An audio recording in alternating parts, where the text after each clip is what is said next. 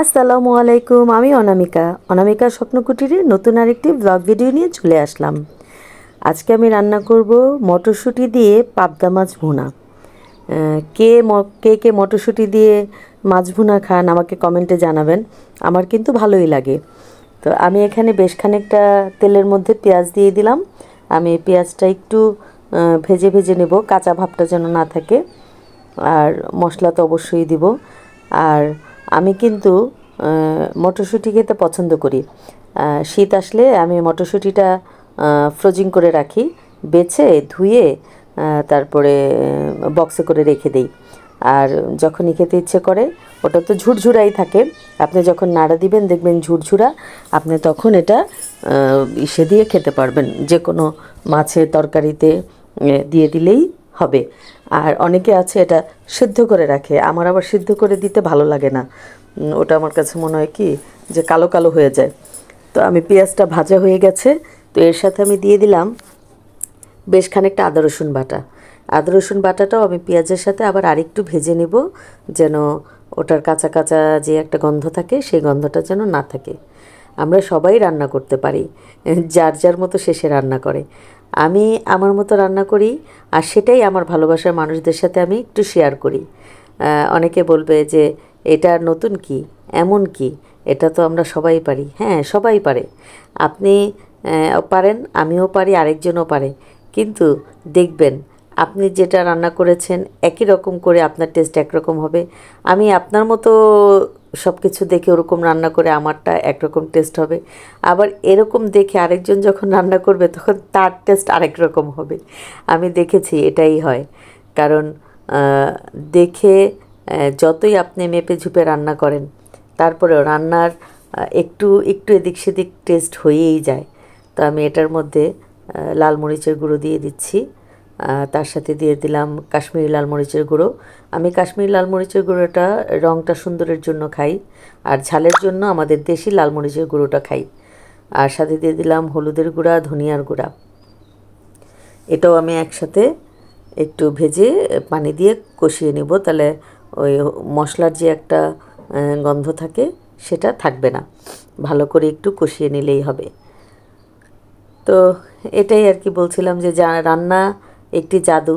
তারপরেও আপনি যতই দেখে রান্না করেন, দেখা যাবে হয় আপনারটা তার চেয়ে টেস্ট অনেক ভালো হয়েছে, আর নয়তো আপনারটা আপনার মতো হয়েছে। হ্যাঁ, এরকম আমি এটা দেখেছি। আমি কারো কাছ থেকে কোনো রেসিপি শুনে যখন রান্না করেছি, হয় তার চেয়ে আমারটা অনেক ভালো হয়েছে, টেস্টি হয়েছে, আর নয়তো মজা হয়নি। এরকমই এরকমই হয় আসলে। তো আমি এখানে টমেটো দিয়ে দিলাম। আর ভুনা মাছের মধ্যে টমেটো না দিলে কেমন যেন মনে হয় যে ঠিক হলো না, কী যেন একটা নেই নেই মনে হয়, কী যেন একটা কমতি রয়ে গেল ভুনা মাছের মধ্যে টমেটো ছাড়া। আর এখন তো টমেটো সারা বছর পাওয়া যায়। দেখেন আমার মটরশুঁটিটা কিন্তু একদম কাঁচা, জাস্ট আমি বেছে ধুয়ে বক্সে করে ফ্রিজিং করেছি। আর এটা আপনি ঝুরঝুরা ঝুরঝুরা থাকে, আপনি বের করে রাখবেন না। আপনি বের করবেন যখন আপনি দিবেন তরকারিতে, তখনই বের করবেন। আপনি বের করে বরফ সহ আপনি তরকারিতে দিয়ে দিবেন, দেখবেন ওটার কালারটা খুব সুন্দর আসে। আর যদি আপনি বয়েল করে রাখেন, অনেকেই সেদ্ধ করে রাখে, তখন ওটা মনে হয় কি একটু কালো কালো কালো কালো লাগে। সবজিতে দিলে বা ভুনাতে দিলে, যেটাই করেন। আমি কিন্তু মটরশুঁটি এমনি ভুনা করে খেতেও পছন্দ করি, ছোলার মতো। হ্যাঁ, ছোলা যেরকম আমরা ভুনা করে খাই, আমারও কিন্তু মটরশুঁটি ভেজে ভুনা করে মুড়ি দিয়ে খেতে খুব ভাল লাগে। এমনি খেতেও ভাল লাগে, মুড়ি দিয়ে খেতেও ভাল লাগে। এই তো সবাই কমেন্টে জানাবেন কে কেমন আছেন। আমি তো আমার ভালোবাসার মানুষদের জন্য অনেক অনেক দোয়া করি, আল্লাহ যেন সবাইকে সুস্থ রাখেন, নিরাপদে রাখেন। কারণ সুস্থতা আল্লাহর দেওয়া পৃথিবীতে সবচেয়ে বড় নিয়ামত। তো আমি এখানে লবণও অ্যাড করে দিলাম। আমি লবণটা মনে হয় প্রথমে দিতে ভুলে গিয়েছি, যাই হোক লবণটা দিয়ে দিলাম। আর সাথে দিয়ে দিলাম পাবদা মাছ। আমি পাবদা মাছ খেতে খুবই পছন্দ করি। দেখবেন আমার পাবদা মাছের অনেক রেসিপি আছে আমার ইউটিউব চ্যানেলে। কারণ পাবদা মাছ আমার খুবই ভালো লাগে। পাবদা মাছ যেভাবেই রান্না করি সেভাবেই আমার ভালো লাগে।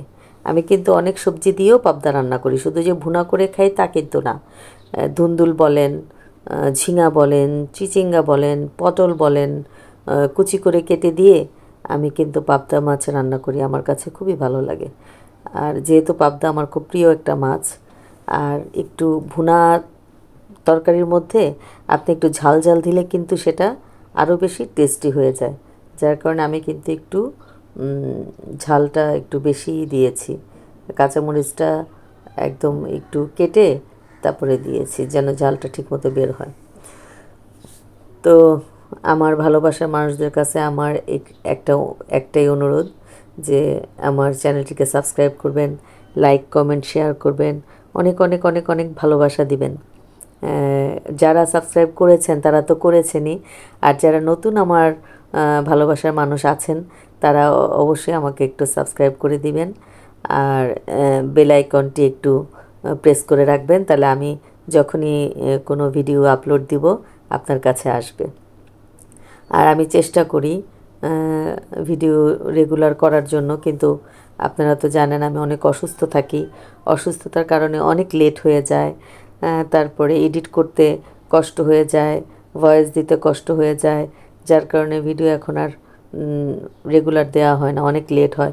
অনেক ভালোবাসার মানুষদের কমেন্টের আনসার দিতে পারি না আমি, কারণ আমার আনসার বসে বসে যে আমি মেসেজ লিখব সেই সেই এনার্জিটা আমার শরীরে নেই।